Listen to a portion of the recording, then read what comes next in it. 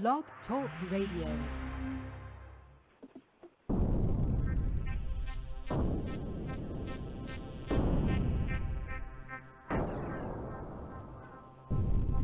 Ladies and gentlemen, it seems we have a problem. I would like to introduce Bigfootspad Paranormal Investigations Team.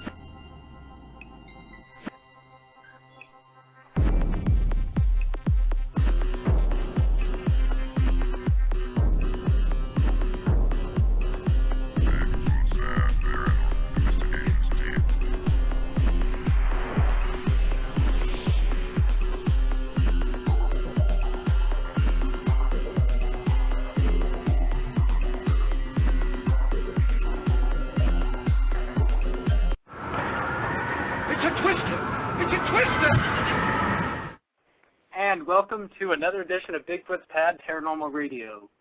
I am Jeremy, also known as King Sasquatch, and on the phone tonight we have King Gray, also known as Tim, and Archangel, also known as Brent.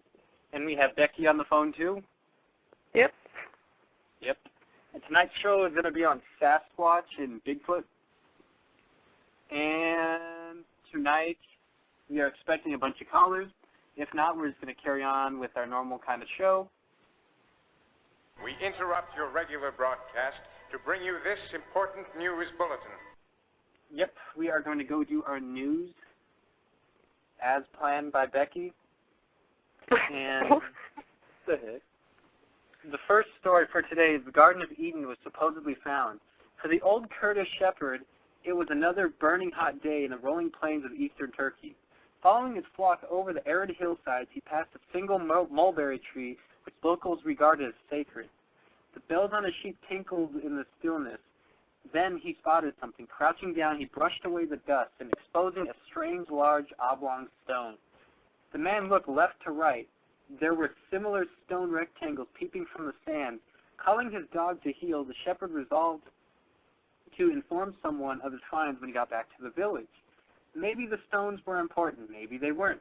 They certainly were important, though.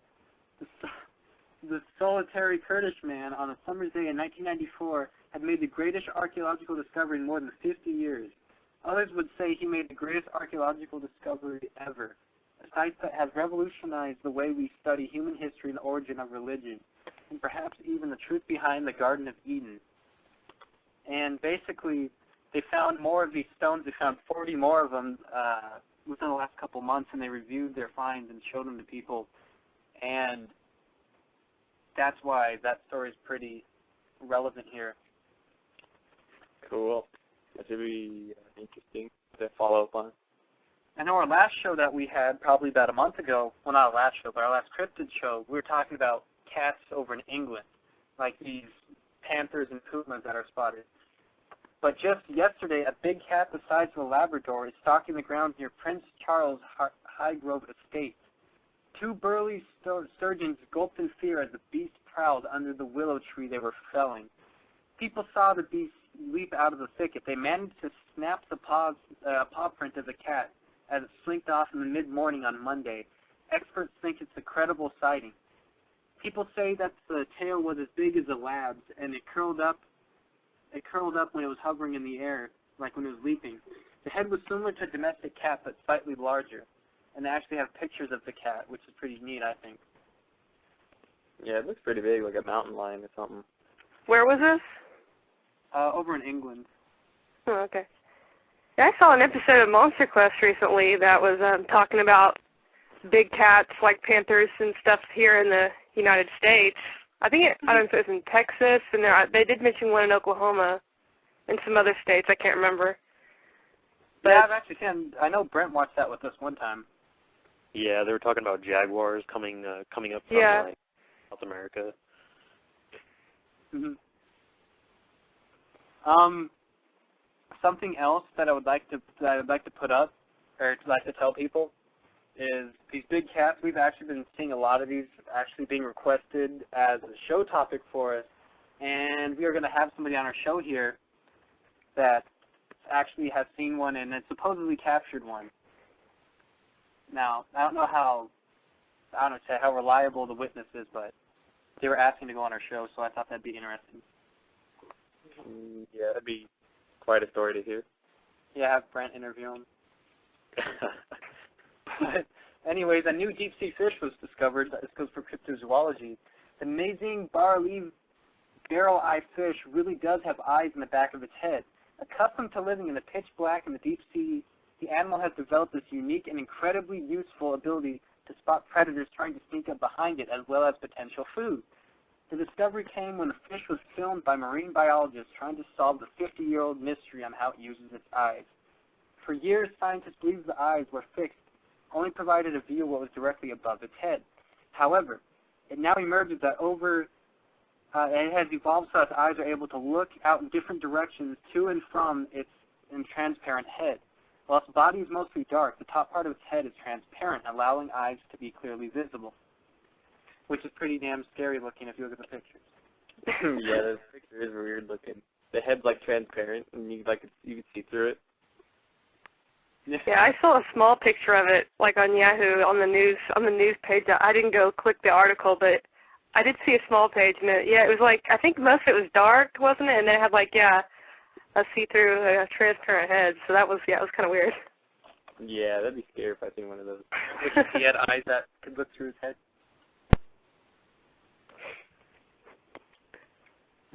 But, an alien body was supposedly found. I got this off of Lauren Coleman's website.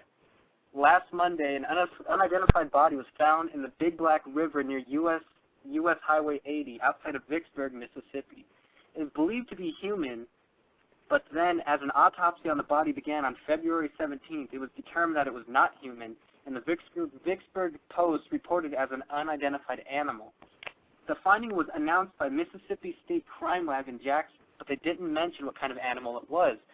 It's not human, Warren County Sheriff Martin Pace said. I repeat, it's not human. Warren County Coroner Doug Husty, standing in front of the Hines Coroner, he said immediately on February 16th, as soon as he got the body, he couldn't identify it as anything of human-like remains. Wow, that'd be weird, just finding a random body of an alien. But how could they not tell if it's alien or not? Yeah, what do they describe it looking like? Does it look like a human? I didn't see the pictures. I seen some pictures on Lauren Coleman's website. It just showed a body bag. Didn't show what it looked like. Somebody in our chat saying that they heard it was a bear. A bear. But I don't know. Lauren Coleman updated that today, so I'm not really sure. But our last story for tonight was a pretty cool one, I thought. They found liquid on Mars. Images from the robotic craft show what appears to be liquid droplets growing, merging, and dripping from the lander's leg over the course on the Martian month. Or, I guess that's how you'd say that. Phoenix landed near Mars' North Pole last May, and several self-portraits taken to assess the craft's health show material splattered on the leg. The water can stay liquid even in the frigid Martian Arctic because it contains high amounts of, sorry, I'm going to butcher this, perchloride, a salt with properties like antifreeze that melts snow here in Michigan, said Reno, who will present the work next month to the 40th Lunar and Planetary Science Conference. Gangster. So that's pretty cool.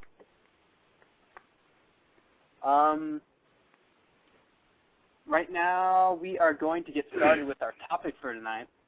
Tonight's going to be Bigfoots and Sasquatch, and we're going to expect some people calling in and all that. But a good point that somebody brought up to me earlier that they wanted me to bring up is they wanted to ask me if we've heard of any sort of big feet, I guess you call them, big feet using tools or using weapons. I'll start with everybody else and come back to me because I got a neat story to go along with this. Well, I've heard of, like, the Yarn and stuff using, like, fire, supposedly, or, like, sticks, but that's as much as I've heard. I've never heard them, like, using actual tools, unless it's been, like, Neanderthals or other prehistoric types of man. Have you heard of anything like that, Brent? I haven't heard of, like, Bigfoot using weapons, maybe for, like, wood knocking, and that's about it. Mm-hmm. Yeah. Well, Becky's the expert. Let's let her. Yeah, Becky takes anthropology. But no, somebody actually told me a story about in Idaho. This actually happened to them about a month ago. They were telling me that they were seeing Sasquatch around their cabin that they had. It was one of their vacation homes, and I guess they shot a pistol shot in the air to try to scare the animal away. But I guess it did leave, but it came back during the night with 2 other Sasquatches, and it had long sticks, I guess they were saying, long stick-like appendages, whatever you want to call them, and they were hitting the side of the cabin, almost knocking holes in the wall because they're hitting it so hard. But like a gang. Yeah, I don't even know. Wow, that'd be so scary. Brent, imagine just wearing a car, Brent, and it's like pounding on the side of the car with sticks. That'd be crazy. Well, it wouldn't really surprise me if they knew how to, use tools or weapons, or just to hold a stick or something and be able to knock with it or hit somebody with it. I mean, I'm sure they could probably do that. Yeah, that's pretty basic knowledge. Be like, let me grab this and hit something. I guess somebody made him mad, right? Yeah. I said, throw down, boy. I guess what they were saying is that they stopped and came back for the next day or the night after, and they were asking us to come out and give them a look, and we were thinking about doing that over our big trip coming up. It's not a for sure thing yet, though, for if we're going there, but a couple places are scheduled already. Yep. Oh, goody, gumdrops. Everything I dreamed is coming true.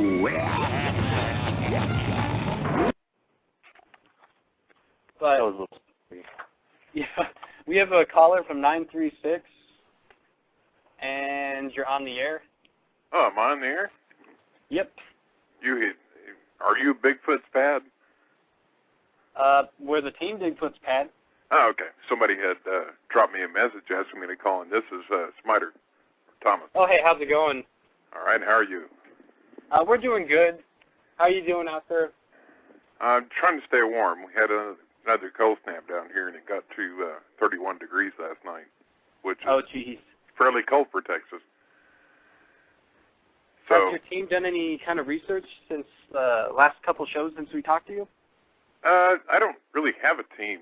I mostly go out by myself. I have a friend that goes out with me from time to time. We went out in January, and where we went to was a different place than I normally go to, and the juveniles were coming in as close as 30 feet from me. Wow. Oh, really?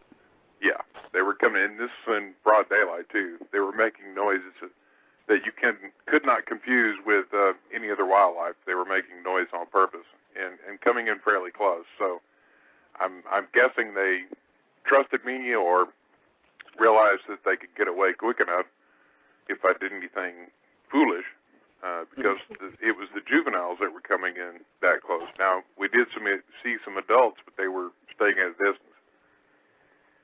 Yeah, probably because they're probably a little more cautious. Well, normally they wouldn't let their juveniles come in that close if there were any trust issues or if they felt threatened or anything. They wouldn't let their juveniles come in that close. So I'm pretty sure they felt comfortable with me and my friend. And we saw a limb on a tree about 8 feet off the ground that was 5 or 6 inches in diameter, this limb was, and it was twisted like a pretzel. Wow. Just twisted, kind of like you would do to a small branch on a tree when you try to get it off the tree, and it's a tough tree, yeah. and you have to twist it until the bark separates and it comes off. This is a 5 or 6 inch in diameter tree that was twisted this way, this limb on the tree, and it was about 8 feet off the ground, and they just twisted it like a pretzel. So I thought, well, I'll take a couple of pictures of that. That's rather interesting. Yeah, that sounds pretty interesting. Yeah, it's not something you can, attribute to a weather pattern, because there were no other limbs disturbed on the tree, and there were no other trees disturbed in the area for that matter. It was just this one large limb that was pulled and twisted. It was pulled down and twisted at the same time, and it was in a curlicue almost. And being that big, being that large a branch, you would have to have some pretty good weight and some good strength in order to twist it that way. Exactly, yeah. And like you said, it's 8 feet off the ground too, which makes it even more interesting. Right. So I know some of the males in that area that we went to are rather large, 8 to 10 feet tall. So they're going to weigh in the 500 to 800 pound range, and they're going to be very strong. So what were they trying to do with that branch exactly? Why were they trying to twist? I mean, were they just trying to break it off the tree? No, I think sometimes they get bored or frustrated, and they'll grab branches or trees and twist them like that. I've started noticing in my area where I normally go, trees that are 5 to 10 inches in diameter that are pushed over and broken at about the 4 foot mark. And we're talking about oak trees too, and everybody knows how solid and heavy and strong oak is because they make furniture out of it. Yeah. And these are live oak trees that were just pushed over, and wind doesn't do that. You have to have a tornado to do that, and there haven't been any tornadoes in the area for almost 2 years in this particular area. Now, we had the hurricane that we got 80, 90 mile per hour winds off of, but that's not enough to affect any of the oak trees around here. Exactly. Yeah, that's pretty interesting, though. I've heard of similar things. Like a lot of people say they think they do the same. They do that too, just to mark territory or something like that too. If you see an X formation on the ground, or they'll take a tree sometime, 2 trees, and make an X formation out of it. That's a don't use this trail or no trespassing sign, depending on how it's set up. To let you know not to come this way, because you're invading their private space, an area they don't want you in. And then they'll let you know if you cross that area, you'll start having things fly through the air and land near you or hit you. There's been plenty of researchers that have had that happen. Yeah, because I've heard, because most typically I hear people say they'll throw either small rocks or pine cones. Yeah. Depending on whether they just want your attention or if they're trying to get you out of an area. And sometimes they'll hit you pretty hard, too, if they decide to hit you. But if they just want your attention, they'll use a stick or something that doesn't really hurt you, just get your attention. And a lot of times they won't even hit you with it. They'll just throw it near you, which I've had happen several times when they wanted my attention because I was going the wrong way or leaving the woods completely. They would throw something at me to let me know that, they weren't ready for me to go yet. Yeah, that's pretty neat. Yeah, now you're in Las Vegas, is that correct? Exactly, yeah. How far are you from the Four Corners area? I'd say maybe 2.5, 3 hours maybe. Okay, there's quite a bit of activity up there. There's a couple of tribes that live in the Four Corners area. Ah, really? Oh, yeah. Yeah, J.C. Johnson is up there in that area doing research in the Four Corners area with some Navajo people that see them on a regular basis. That sounds pretty cool. Yeah, we'll probably have to go check it out sometime because most of our Sasquatch investigations we have done have been Northern California or Northern Nevada. Well, there's a woman in your chat room tonight, if you could get her to call in, she could run circles around me with some of the stories that she has. Because she's actually gone out in her backyard and chewed them out before for things that they've done around, things that they've done around her house. And she has a large male that's 9 to 10 feet tall that's very fond of her 2-year-old grandson. Oh, this is the Oklahoma lady, right? Yeah. Okay. Oh, yeah, I remember you told us that story. Yeah, the Oklahoma lady. That's what we'll call her. I'm not going to give her name, and I'm not even going to say who she is in the chat room. But if you could get her to call in, if she would call in, she could tell you some things that would probably blow your socks off. She knows a lot more about them than I do, and she's had a lot more years, literally years of interaction than I have. So she's a very knowledgeable person in this subject. Can you say what part of Oklahoma she lives in? Because I live in Oklahoma. I'm curious. Honestly, I don't know what part of Oklahoma she's in. Oh, okay. I know she's up there in northern Oklahoma, I think, somewhere, but I don't know if it's northeast or northwest or north central Oklahoma. And she's got some thick woods around the area, and but they really come around when her grandkids are there, and she actually gets pictures of them. She'll notice motion at the tree line, or she'll hear something over that way, and she'll point the camera that way and shoot, and then later on she'll look at the photographs, and lo and behold, there's one right there just 40 feet away from her grandkids who are playing that are watching her grandkids. I posted the call-in number for the woman in the chat room if she wants to call in. Exactly, and if we have any other callers that want to call in, our number is 914-803-4053. And I would like her to call in. I'm sure she won't, but I would consider it a favor, and I would really like it if she calls in, because she can tell you things that I just can't. Mm-hmm. Because she has knowledge in this area that I don't. She's been doing it a lot longer, and she's had more experiences with them. There's actually quite a few that come through her area, going from one place or another, and they'll come through her area at night. She has some really interesting recordings that she shared with me, and I'll go ahead and tell about the one recording if she doesn't mind. She can speak up and say something on Yahoo if she wants me to be quiet. You could hear them in the recording moving something large through the woods on the recorder she had going. And whatever it was, they dropped it because there was a loud bang. So it must have slipped out of their grasp or something, and it was dead quiet for a few seconds. And then you hear a female voice say, "Oh, fuck."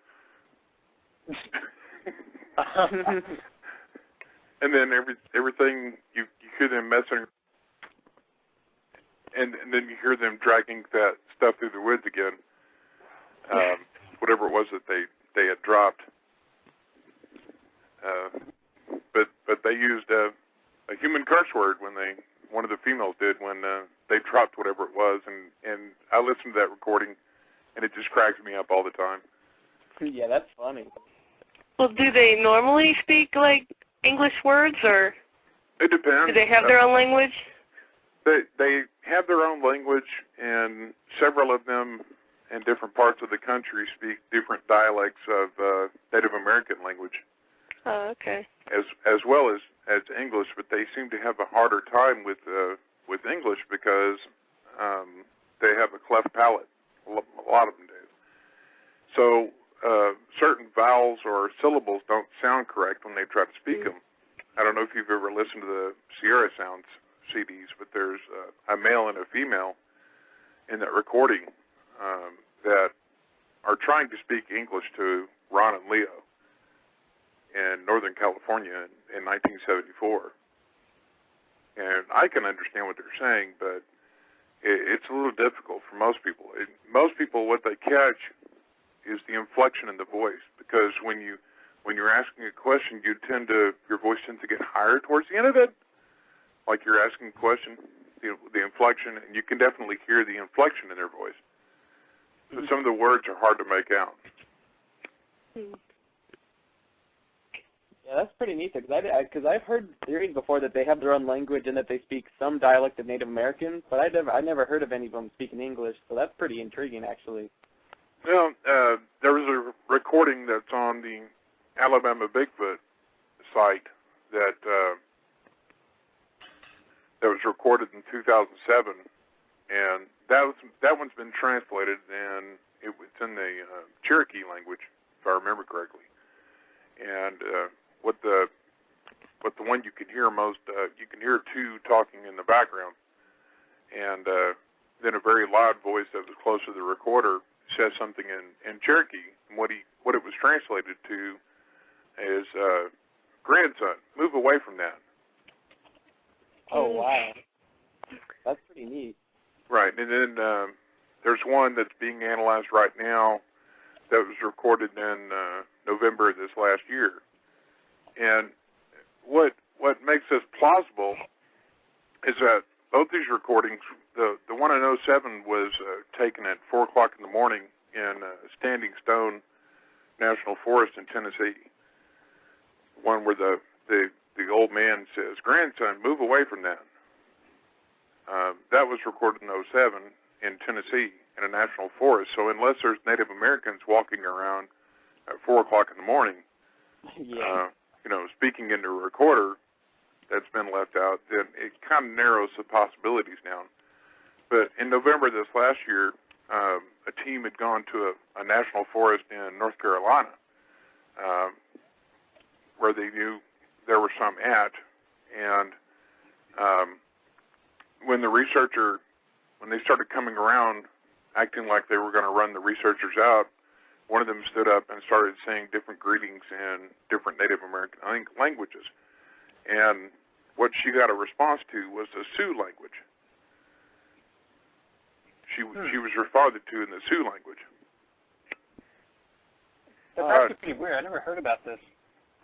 Well, the thing is they left a recorder with a boom mic attached to it on the top of the car, and they shared this recording with me that's being analyzed. And in the recording, you could hear two female voices in the background, and you can hear one come up to the car, which was parked 400 yards away, and he picks up the recorder and he turns it off. It makes a beeping sound when you turn it off, and then it turns back on. He turned it back on and he set the recorder down.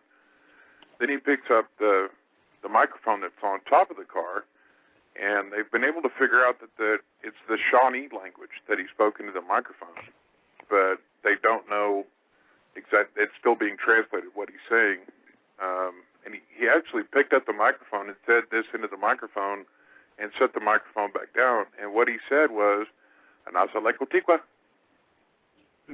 Oh, really? Right, and then he set the microphone back on the car. So, and that recording was taken at 3 o'clock in the morning in November. So unless there's Native Americans walking around a national forest at 3 o'clock in the morning in North Carolina, it kind of narrows the possibilities of who did that, Exactly. Of course, no one saw them do that, so it's speculative as to who said these things into the recorder. But again, the time of morning it was and where they were located at, unless it was, like I say, unless there were Native Americans out there living the old ways and stay hidden from human society, it really narrows the possibilities down as to who could have said something like that into the microphone at that time of the morning. So the Ron Moorhead and these people that I know are doing a linguistic study to determine what type of vowels and syllables they seem to have the most difficulty with and how many different dialects of Native American language they have recorded from different people. And they have a cryptolinguist that spent 30 years in the military translating languages that were recorded by the Office of Naval Intelligence. This man speaks 18 languages, including Farsi, which is a language most people have never heard of. Yeah, I've heard of it. So he's listening to the recordings and analyzing the vowel sounds and the syllables and translating them as best he can. He also has resources from Native Americans that he can get information from and have them help him translate the Native American recordings.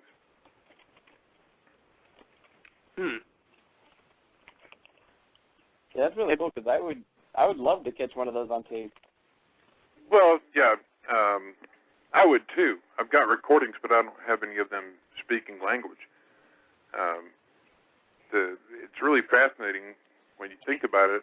It's been 41 years since the Patterson footage was filmed, and there's still plenty of people out there who say that footage was fake or a hoax, and you'll often see comments on different videos on YouTube about how Bob Hieronymus came out and admitted he was in the suit. And I'm sorry, the man is 6 feet 1 inch tall, and he weighed 185 pounds in 1967. And you can look at that hairy hominid in the video and see that it's not 6 feet 1, and it doesn't weigh 185 pounds. And there's nothing that a suit could do for him that would make him look 7 feet tall and weigh 500 pounds.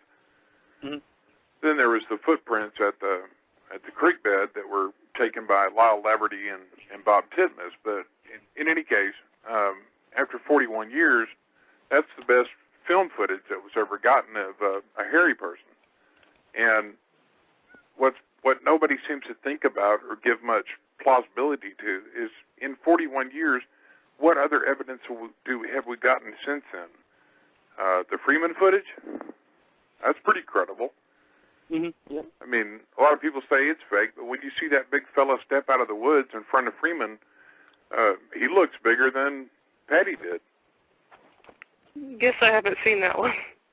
Oh, you'll have to watch it. There's plenty of versions of it on YouTube, and Dr. Meldrum looked at that video and isolated one spot where another one walked out of the woods further away and scooped up a juvenile that looked to be about 2 or 3 years old in her arms. Okay, I'll definitely have to look at that. Well, sorry to interrupt you really quick, but we have a caller from 253 that wanted to comment on your story. Okay. And 253, you're on the air. Hi. Hi, how are you? This is Tiger Cat. I was just in your chat room and I was asked to call in to tell my story about the Bigfoot that I saw. Oh, yeah, go ahead. Well, it was back in 1976, and I was 16 years old, and we used to go to Lake Coeur d'Alene, Idaho. Some friends of my parents had some cabins up there, and there was about 9 of us kids that used to go up there. We ranged in age from 15 to about 23, and there was a trail that we used to go down by Beauty Bay. There used to be an old campground where they used to have youth camp. And it was just really freaky to be down there. It's really freaky to be in Lake Coeur d'Alene to begin with. And every day, you could actually wade out to about knee deep, probably about 20, 30 feet, and then there was a drop-off. And every day, somebody would get their hands and feet grabbed, and you'd go 1, 2, 3, and throw them out in the water. And then everybody would run back up the hill. Mm-hmm. There was just a hill of like blonde grass and a trail that went up, and up to the left you could see the woods. And if you went through the woods about a quarter of a mile, you'd get back to the cabins. And the one day, it was my turn to go. And when I was 16, I must have weighed 90 pounds soaking wet. And so they threw me out pretty far. And they all waited for me to surface, and then they all took off. So I swam up, and they left me a towel and my thongs. And I put them on, and I was standing there, and my father had always told us, because there's black bear up there, and he'd always told us what to do if we encountered one of these things. And he said, just hold still and try to stand upwind from it so that it wouldn't smell you. And I saw this thing, the ground kind of sloped down into the grass and then out into the trees. And the shore along the lake was made out of this really hard clay. And out of the corner of my eye to my left, I saw a figure, and I looked over, and it was probably, I don't know, between 30 and 50 feet away from me, maybe maybe not that far. And it looked like it was going away from me, definitely. And I stood there and I looked at it, and I thought it was a black bear until it stood up, turned around, and looked at me. And it was not a bear. This thing had to have been about 8 feet tall, and it probably weighed about 800 pounds. Wow. And I took off up this hill, and I personally, I can remember it like it was yesterday. I didn't care if it came after me. I was going to get away from this thing. It was just sheer terror. I ran up this hill along the path, bowled over 8 people on this little horse path, got to the cabin, ran upstairs, and I was shaking so hard underneath the covers of my bed that the bed was coming up off the ground. My parents ran upstairs. My dad thought that my sister and her friends had done something to me. It was mass confusion. It finally got me calmed down. To make a long story short, my dad and a couple of the other guys grabbed shotguns. Didn't know what I'd seen. We went back down to the scene of the sighting. One of the guys had called the Bigfoot Society, and they came down to Idaho. And it was interesting because my dad weighed about 200 pounds, and the other guys weighed about the same, maybe a little bit more. And they were in their bare feet jumping up and down on this clay, and I couldn't figure out what they were doing. And I went over and I said, "What are you guys doing?" And this thing, there was footprints in the clay that were about 3 inches deep. How wide would you say he was in the shoulder? I would say that this Bigfoot was probably about 4 to 5 feet wide? 5 feet in the shoulder, maybe at least 5 feet. His legs were as big as tree stumps. Yeah, he's a big boy. And I asked my dad, I said, "What are you doing?" And he said, "We're jumping up and down on this clay and not even denting it." And he showed me these footprints. This thing left footprints in this hard clay that were about 3 inches deep. Oh my God. And I was freaked out. The Bigfoot Society came down, and since I was only 16, they asked my dad if they could interview me, and he stood right there while I recanted my story. And I actually left my thongs, 1, 2, when I took off. They were just buried in this dirt when I took off up the hill. And they came out and took plaster casts of these footprints, and I believe they're still at the WSU anthropology lab. And then a couple days later, we took off in the boats across Lake Coeur d'Alene to the resort, to this restaurant where we would eat breakfast, and it was really a nice place. And my dad presented me with this newspaper, and he said it said 4 other people saw this thing walking along the shoreline. And I thought that was kind of interesting. And then I had another sighting back in 1990. So, are you scared of them? You know, actually, I'm not scared. I'm not scared of them. I feel kind of blessed to have even been able to see at least one of them. But it was so clear, and it was so long ago, but it was just like it happened yesterday. I mean, I can still see it in my mind. I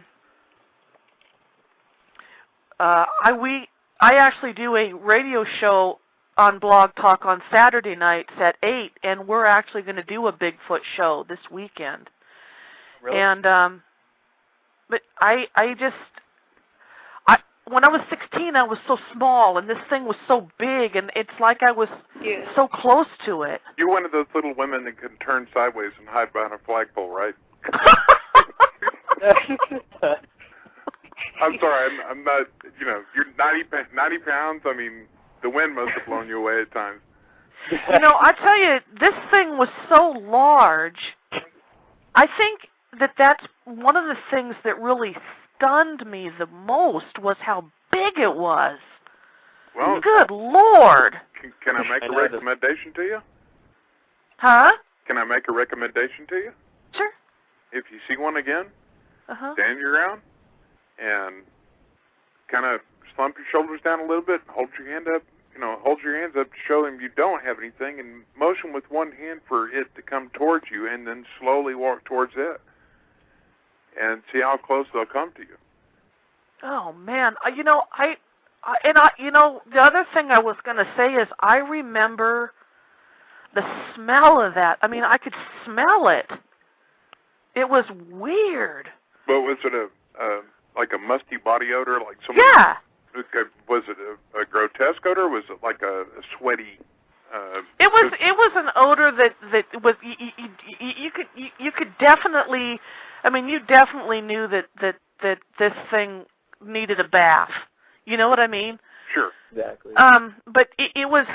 I mean, it was weird because I think one of the things that really shocked me was, I'd never seen a bear in the wild. I've seen him in the zoo.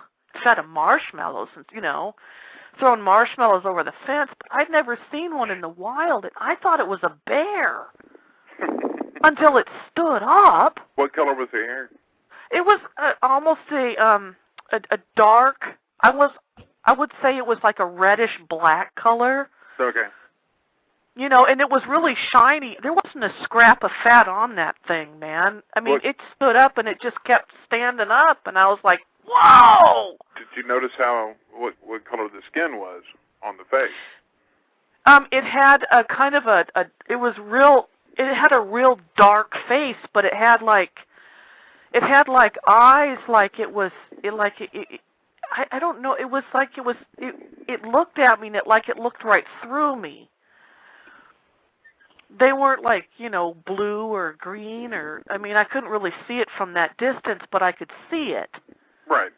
And it just stood up, and it had like hands. They weren't like paws, like a bear paw. They were like hands, like big hands, and it just had them at its side, and it stood up, and it turned around, and it just looked at me, and I was like, run. Well, I don't mean to sound condescending or anything, but that's about an average size one. The one I have is rather large in my area. He's somewhere between 11 and 12 feet tall, and I've seen him in person. And it didn't scare me at all. In fact, when I started walking that way and looked down to watch my footing, because I lose my balance very easily, when I looked down to watch my footing and I looked back up, he was gone. But wow. he's about 6 feet wide in the shoulder, and he's got to weigh, over 1,000 pounds. Well, I can promise you, I weighed about as much as that thing's left foot. Well, I mean, my dad had, because we used to go up to Coeur d'Alene. We went up to, that was the last year I went.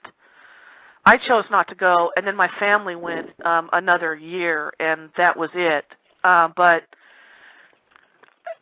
I was just like, I was totally, I was even looking, there's old cabins where I was, and then the ground kind of sloped down into this grass. And I thought, okay, if it's a bear, I knew I could get on top of this cabin. I knew I could get up there. I don't know how I knew it, but I knew I could climb it. So I just kind of stood there frozen and watched this thing. And you expect a bear, and then this 8-foot thing stands up, and I was like, holy moly. Oh, I know. That's enough to freak you out bad. And then the Bigfoot Society showed up. One of the guys had phoned them, apparently. Do you remember how long the footprint was? Yeah, that's what I was going to ask. I think I believe, if I remember correctly, these footprints must have been about 17 inches. Yeah, I was going to say 16, 17 inches would be about the right height for a... Because these footprints were, so far apart. I was like, whoa. And then one of the guys got kind of cocky, and he had a shotgun. He was like, I'm going to go after it. And his dad was like, you're not going anywhere. But it was interesting because the whole time we were down there, I was looking back and forth, really quick. Wasn't even conscious I was doing it. And my dad was like, what are you doing? I go, I'm kind of freaked out here. you know. And then then the next year you saw Star Wars with Chewbacca in it, and you were freaked out all over again, right?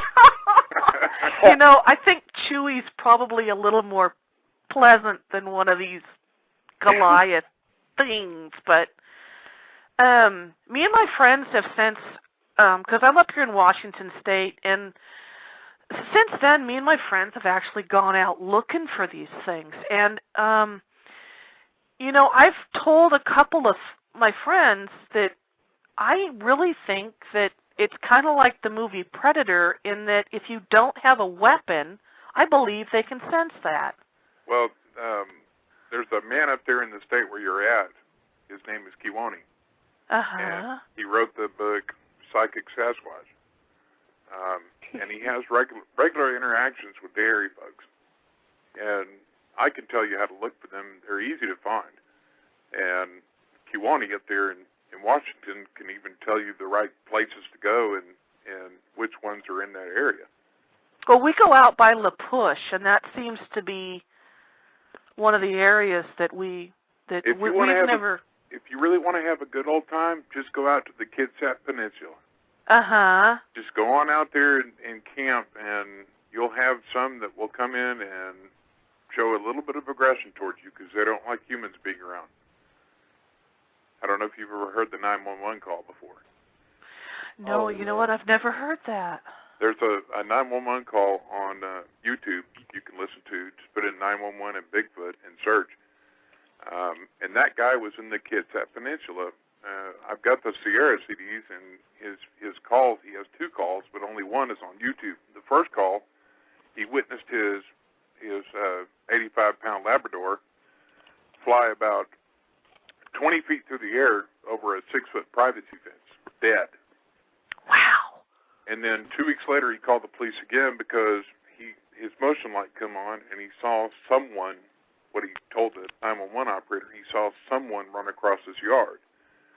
And he wanted the police to come out. And while he was on the phone with her, he started cussing and throwing a fit.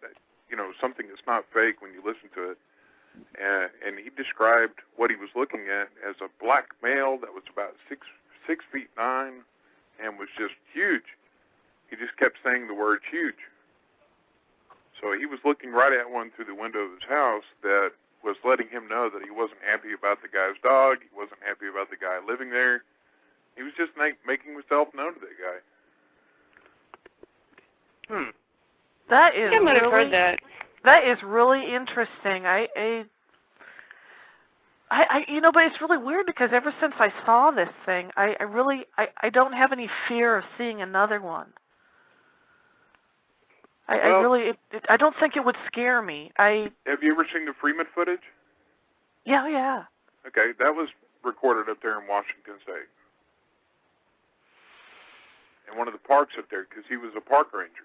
And that male that stepped out on the trail ahead of him out of the woods was about 7 feet tall, and he looked to be, in profile, he looked to be about 3.5, 4 feet thick in the chest.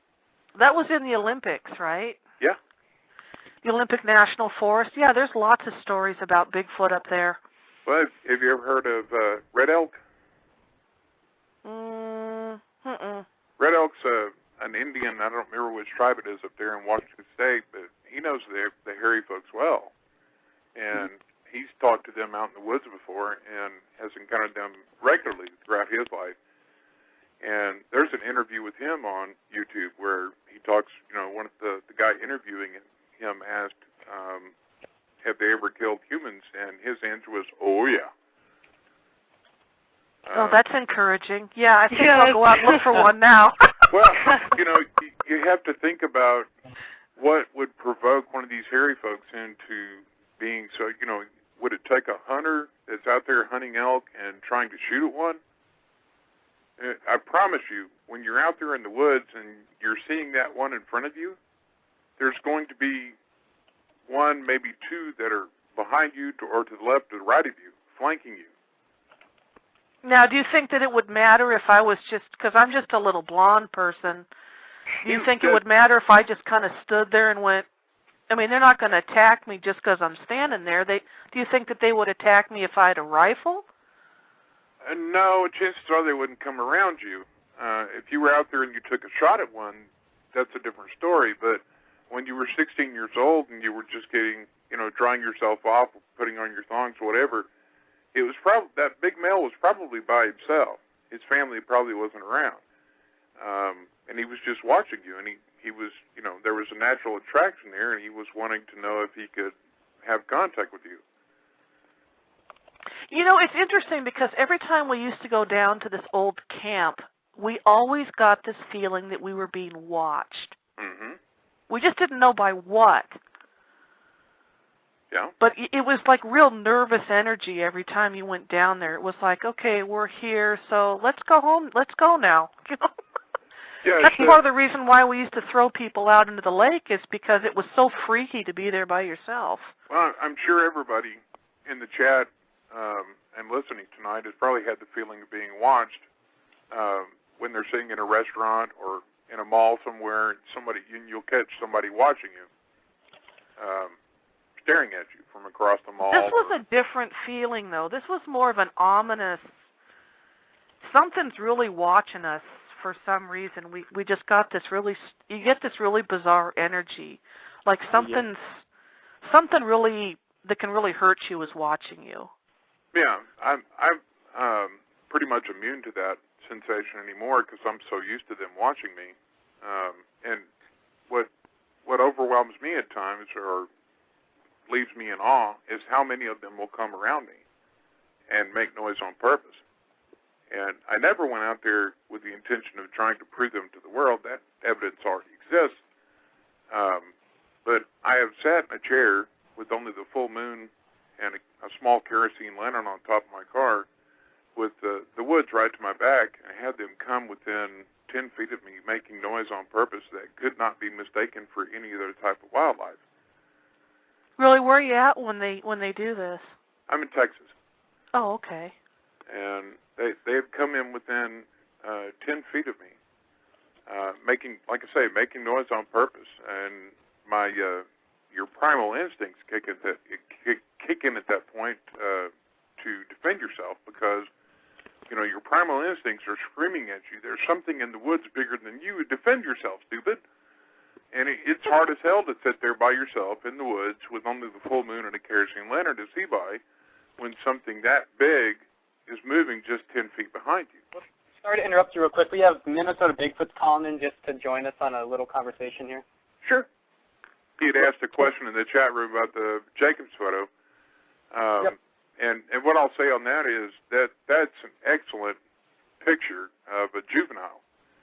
The Jacobs photos are, and what's really interesting about that, people say it's a mangy bear, but you have to understand there were 28 photographs taken by that game camp, and Matt Moneymaker only released 2 of the photographs.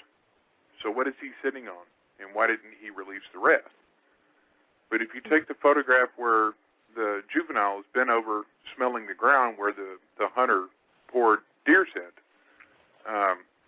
and you rotate that photograph 180 degrees, it doesn't look like a bear. It looks like a chimpanzee or an orangutan hanging from a tree when you rotate it upside down. Now, you're talking about that bear? I'm talking about the Jacobs photograph. Yeah, the Jacobs photograph. Were you just talking about the bear or the creature itself when you rotate it 180 degrees? The creature itself, when it's bent over and smelling the ground. Yep. And if you rotate that picture 180 degrees upside down, it looks like an orangutan or a chimp hanging from a tree. Upside down, yeah. I agree with you there. That is one of the best, I guess, visual evidence that there has been. Just, what was that, 07? November 16th, September 16th of 07 it was taken? Yeah, that's when that photograph was taken. And there, like I said, there were 28 photographs, and only the 28 photographs of the juvenile, and only those 2 were released. Yeah, so what is he sitting on? That would be the question, and when will he release those? The other question as well. I think Moneymaker is living up to his last name, and he's not going to release him unless he can make money off of it. Unless he makes the money, exactly. I agree with you there. And ain't Moneymaker the one that is also in charge of the BFRO? Yeah, that's the unfortunate part, is that he runs the BFRO now, and I don't know why they let him take that over. Yep. I don't even know. I was thinking that too myself, which is weird you said that. Yeah, I mean, they've got some interesting stuff over at the BFRO, including a nighttime thermal image of one that came in fairly close. And they don't release that one either. I mean, they put it on the internet, but they don't try to promote it as evidence of the hairy folks. Mm-hmm. Yeah, that's just because you can see the image behind the bush and it gets up and then walks off. I mean, you know, as far as something for science, I can see why they didn't promote that, but they want to do something a little bit more in depth and more detailed. I can see that. Yeah. There's just a lot of things that different groups are sitting on or have, and they don't promote it as evidence of Bigfoot, or the hairy folks, as I call them. That's pretty compelling stuff. You know. Do you think that people don't release these photographs because they're afraid of public ridicule? Absolutely. That, and I think because you have no idea how much ridicule I've taken for the photographs that I've released and the things that I've said, and I've become pretty immune to it. It's like, oh, okay, well, people will be people. You know. Yeah, you kind of gotta be immune to it. Yeah, the only constant I've ever found about humanity is prejudice. And I think Dave Rodriguez said it best, that, you know, as children, we're taught what is reality and what is imagination by our parents and different adults. And as we grow into adulthood ourselves, we carry that definition and expand upon it, what is real and what's imagination. And so when a lot of times, in your case, for instance, when you were 16, all of a sudden you were presented with something that is not supposed to exist. So just the seeing of it caused a fight or flight reaction, and it absolutely challenged your definition of reality. Oh yes. and so people they tend to have a bad reaction when they, as adults,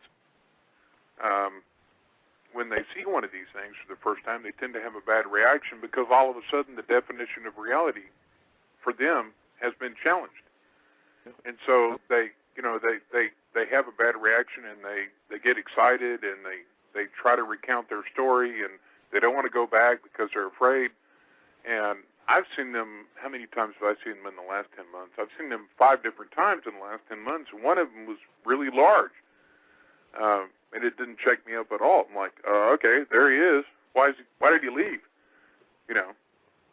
Do you think they migrate between Canada and Mexico? I know that they travel around following different food sources at times, but for the most part, they stay in whatever area their tribe is in, because they live in a tribal type system. So they have like elders and the juveniles definitely. and. Correct. Have a hierarchy. Is there a reason why we've never found a body? They bury their dead. Do they? Yes. That's what I wondered. If they bury them.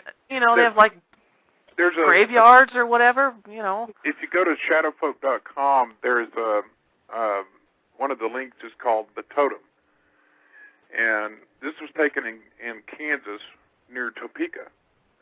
On the back side of a landfill, there's a huge ravine, and there's a granite wall going down this into this ravine, and there is effigy of what looks like a human of some sort carved into this granite wall.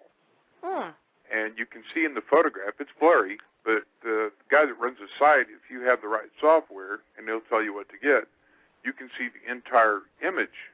You have to understand the photographic equipment he's using is a digital camera that's 25 megapixels.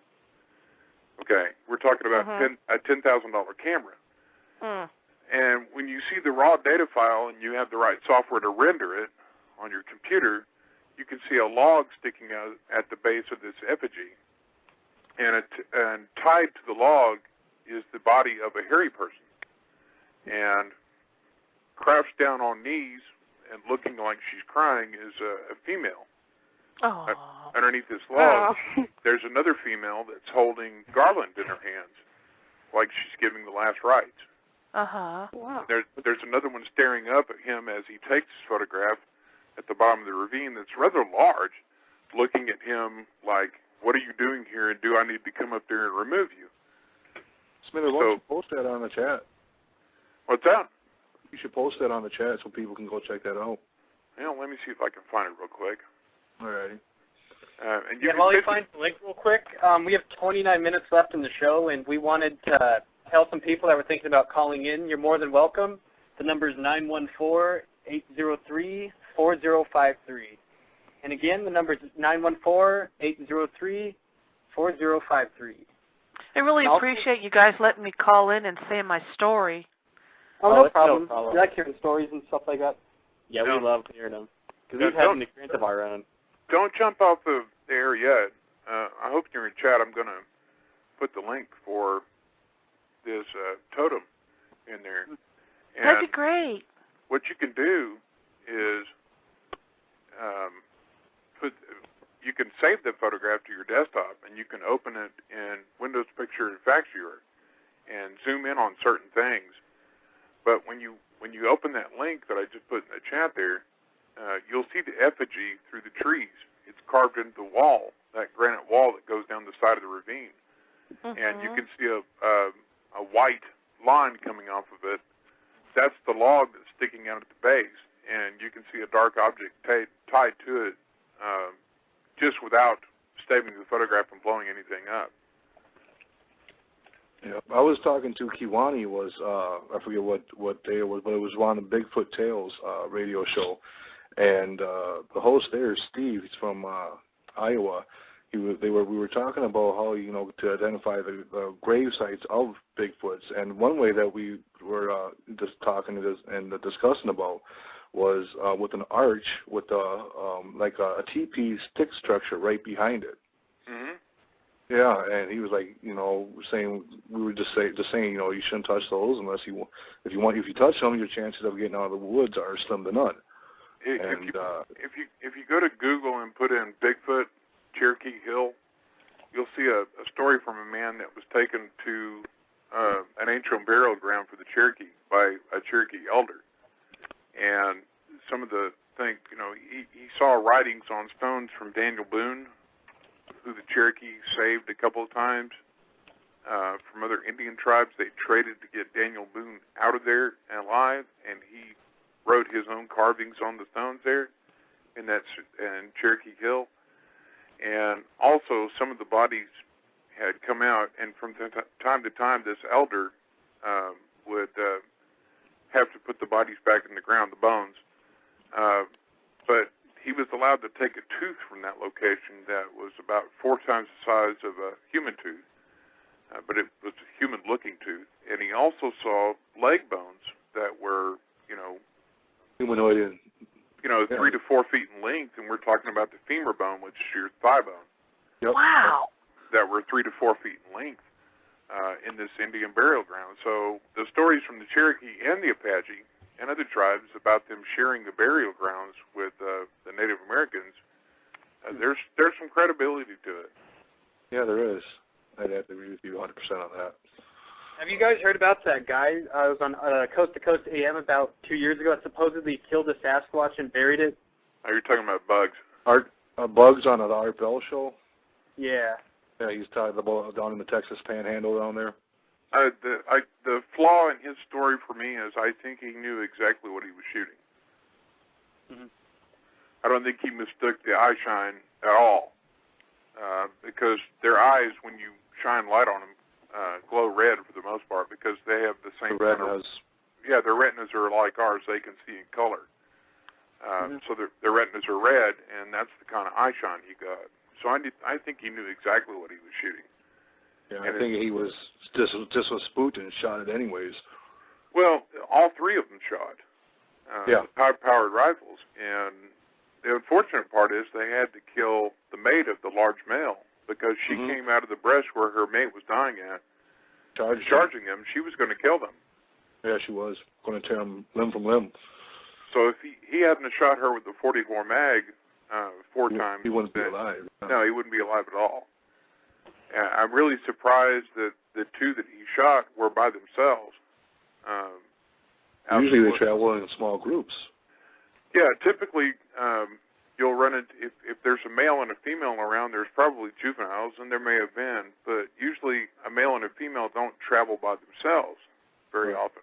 They'll travel with another male and female, or an entire tribe will travel somewhere sometimes. Yep. Do you think Remember that's we why? watched live, Brendan?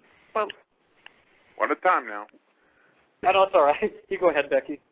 I was going to say, do you think that's why we've actually never found the body? Is because that they travel in groups, that if one of them dies, I don't know if it's just from old age, it keels over, or if one gets injured and dies, I mean, they automatically bury it right away, or, hide it, because if there was one that was alone and it died and no one ever, none of the other Sasquatch found it, you think we would eventually find one?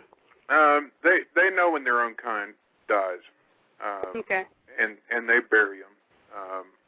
There are some that don't live with the rest of the family group or the tribe because they don't bathe regularly, or they have different habits that everybody else in the tribe finds distasteful, so they may live another couple of miles away, but they're checked on regularly by the rest of the tribe. And they bury their own, and typically what they will do is dig a hole that's about 10 to 12 feet deep and cover them with dirt, and they pile a series of stones on top of them and stomp on the ground to mash the dirt in. But if you can find these stones, I know how to spot a burial site where they bury them. If you can spot these stones, you could find one that's been buried. Now, the real risk is you would need about 20 people there with high-powered rifles or shotguns to cover you while you exhume the body. Because if you start digging to take a body out, there's going to be one that comes running through the woods and clotheslines your ass.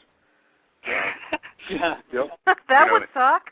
and you'll wake up, if they leave you alive, you'll wake up about 1,000 yards from where you were at when you started to take the body out, going, where in the hell am I? They'll drag you through the woods and leave you there. I'm sure I wouldn't try digging one up because I wouldn't want to disturb the dead, so I wouldn't do that. What's funny to me is the guy in the 1920s that had zipped himself and all his supplies up in his sleeping bag. Albert Ostman? Yes, and was carried off to where they live at, and he was their guest for 2 or 3 days. What's funny about that is they find things that we leave behind or leave out in the woods, and they'll take off with them. A lot of times you'll hear campers that lost a cooler, and they don't know what happened to it. It just, somebody came in the night and stole my damn cooler. Yeah, okay, well, I know who that was. There was a guy 3 years ago now that was by himself, and he had a small tent, and everything was in the tent with him, and he zipped the tent up tight, and he was sleeping, and he woke up, and his entire tent had been picked up, and he was still in the tent, and he was being carried away. And great.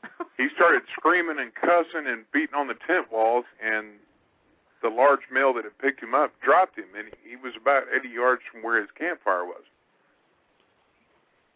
Wow. So he was being carried away. The hairy person that grabbed his tent didn't realize he was in it. Smider, how long have you been doing the research? 10 months now. Really? Wow.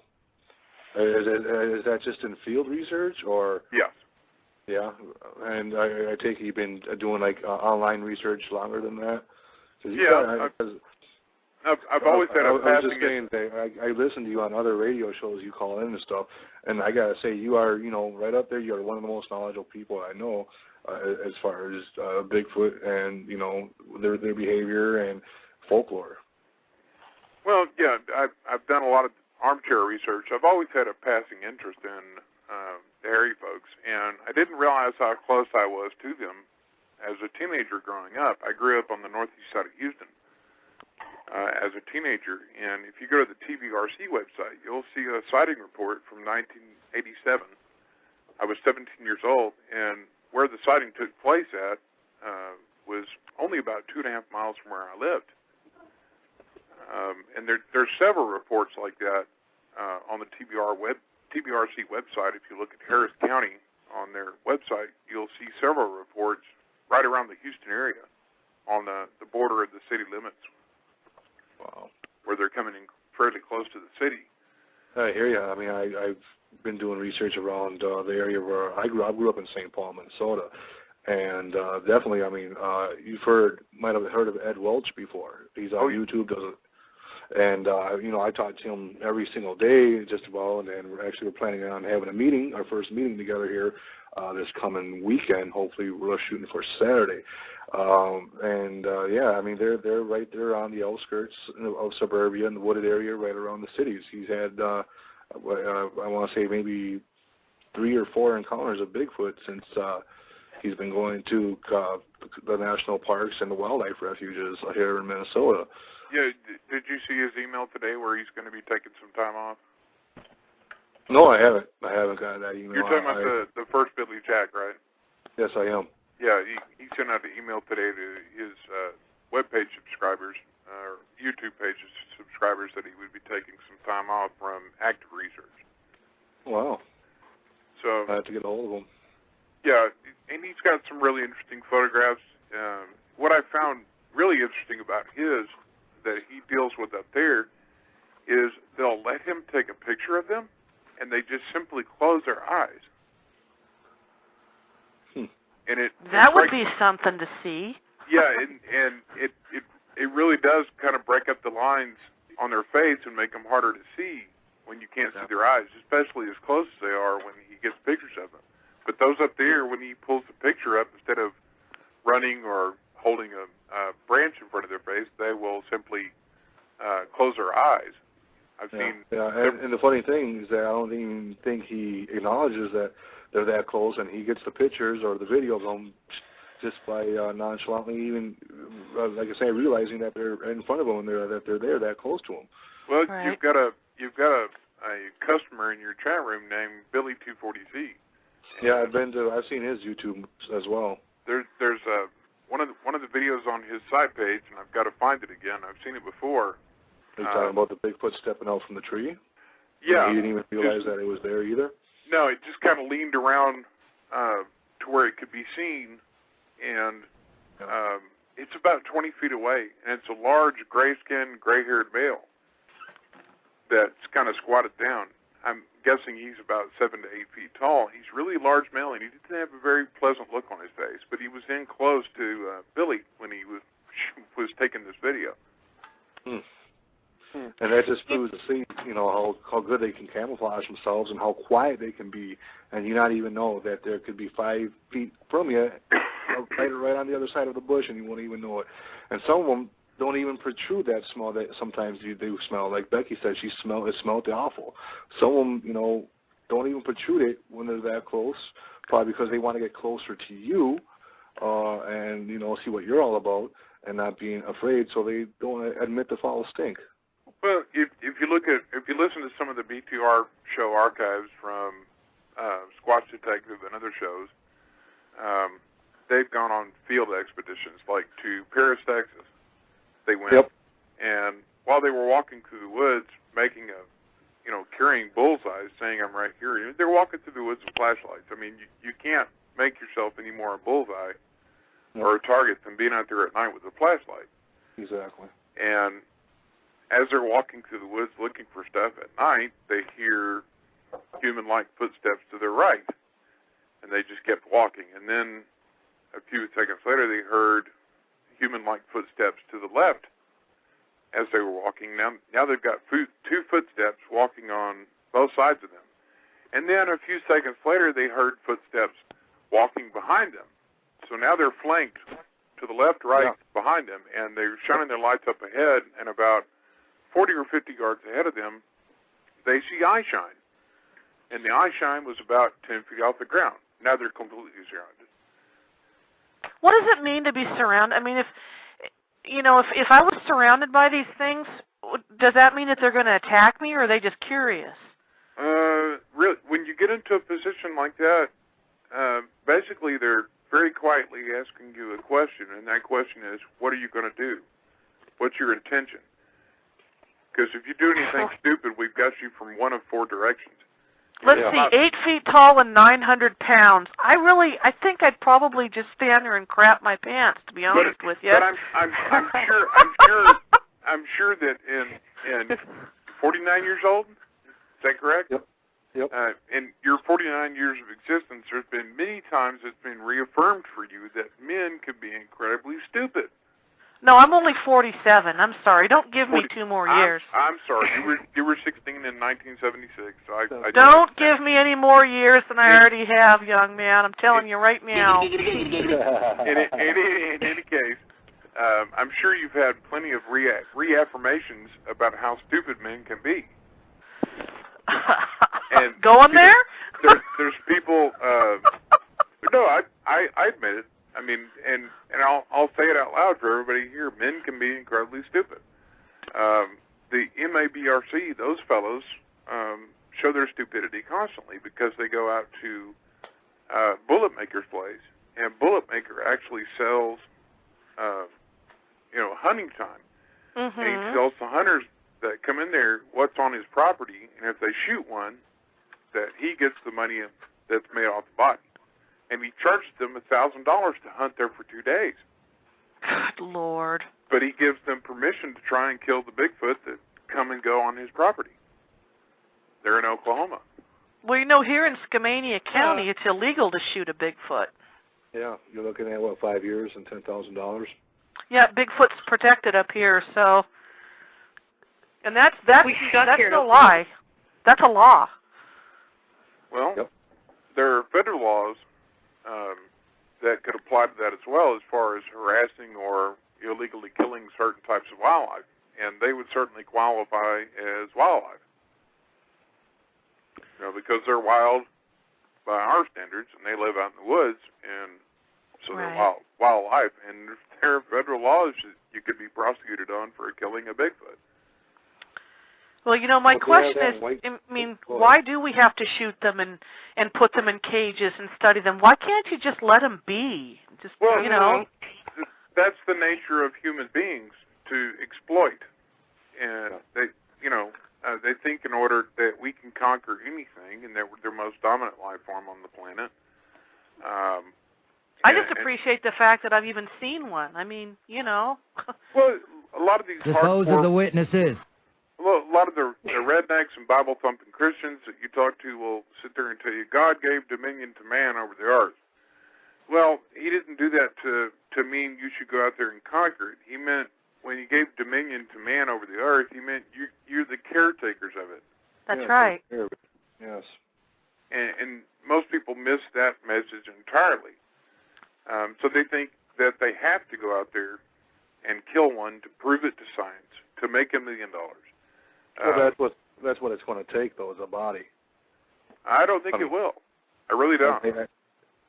I hope it don't. I mean, it's a sad thing to say, and it would be a sad thing to see happen. But I don't know. I hope either it's going to take a body or some really good evidence. Robert Wagner. Evidence? Robert Wagner tried to get funding through the government for wildlife research pertaining to Bigfoot, and one of the officials at the wildlife department, the federal government, took him outside and was walking with him and just talking to him, and he said, look, there's no way the federal government is going to fund something that would fund your research to prove that something exists that proves that man is not the only primate walking around 2 feet. Yeah. So he was denied any funding by the federal government because the government doesn't want. I mean, do you understand the ramifications if they're proven to exist? Just on the level of religion. Yeah. How many people would be challenged or upset or become fanatics overnight because all of a sudden there's a bipedal primate out there walking around in the woods that might have a soul, just like man does? All of Christianity would be challenged at that point, and they would become very upset, very distraught. And the the funny thing to me, the irony of it is that they're mentioned several times in the Bible. Yeah. So I really, it's just the again, I come back to my point about what's real and what's imagination. And the other caller on the phone, I'm sorry, I forgot your name. Becky? Is she a host? I'm Becky. Yeah, I'm you're Becky. Yeah. Anyway, the one that had a sighting is 16 years old. Well, my name is Kat. I'm with GRI Paranormal. Sorry. I'm sorry, Kat. Just like her definition of reality was severely challenged in a matter of, what, Kat, 10, 15 seconds? Oh, yeah, that's about how long it took for me to figure out that this thing, it was not a bear. I mean, I knew that for a fact. I'd never seen a bear in the wild, but I do know that it did not have paws, and I do know that it had a face, and I do know that it was, it obviously was meant to stand straight up. Right. I know when bears stand up, their paws are kind of in front of them, and they're kind of curled up a little bit, and they're not real, they usually only stand up to, like, sniff or, I don't know, but this thing, you could tell it was meant to stand on 2 feet. Well, and I ran. I was out of there, man. I was like, forget it. I'm leaving. I've seen the rather large female that's about 8 feet tall, and the reason I could tell that is because she had mammary glands. But I was not intimidated by that. She was about 50 feet away, and she took off out of sight, but it was only about 50 feet away. She's got black hair and gray skin. I don't know which way this thing went. I didn't pay any attention to which way it was going. I knew which way I was going. And I was gonna tell the host of the show, it's in Nevada. I don't know how far you are from the Sequoia National Forest. There's been quite a bit of activity there, and I just put a link in for a camcorder video where they got one making a long-distance call with the yell that they do. And if you put Bigfoot and Sequoia in the Google News, you'll see all the sighting reports that have happened since October of 2007. There's been about 20. I was there in 2006. Yeah, there's a bit of a dispute going on between two tribes there. That's why people are seeing them and hearing them for the last year or so, because there's a bit of a dispute going on between two tribes there, and they're not being as discreet as they normally would. Ooh, Bigfoot Wars. Oh, I want to see. I don't know. It's a new reality show. That would be cool. I don't know if you want to see that or not, or be privy to it, because it gets pretty violent when they fight. I think I'd call the show The Edge of Reason. Why do you think they are having those fights or up there, Miss Smiter? Is it territory?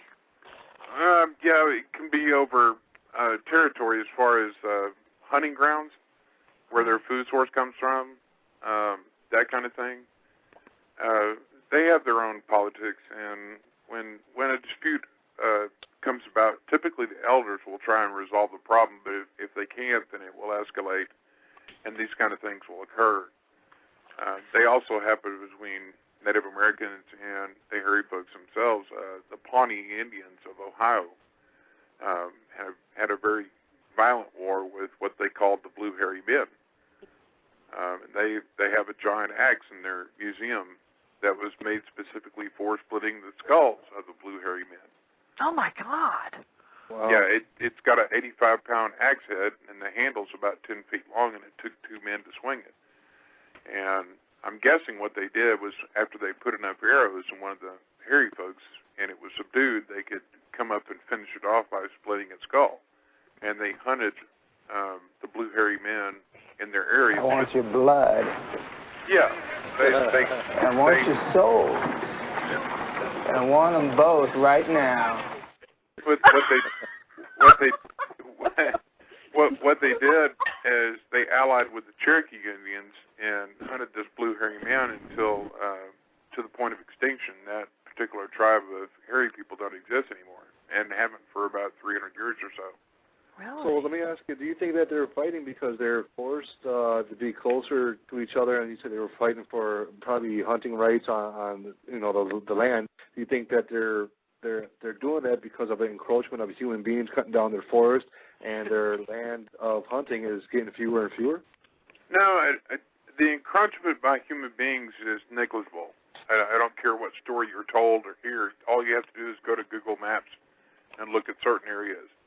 There's a lot of area out there. Yes, there's an enormous amount of forest land. There's still forests in North America that haven't been explored at all, especially in Canada, by modern day man anyway. And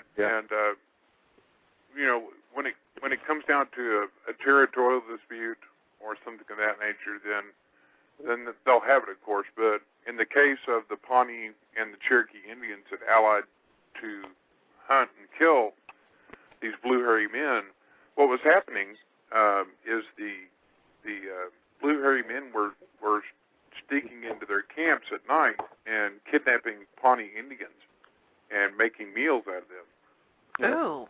They were cannibals, the ones that they were dealing with. And when the Pawnees began to fight back, they switched and moved to the Cherokees, who were the neighboring tribe, and they started doing the same thing. So the Cherokee and the Pawnee allied against the blue hairy men up there in Ohio, which they're called the Grassmen up there. Yeah, heard of that.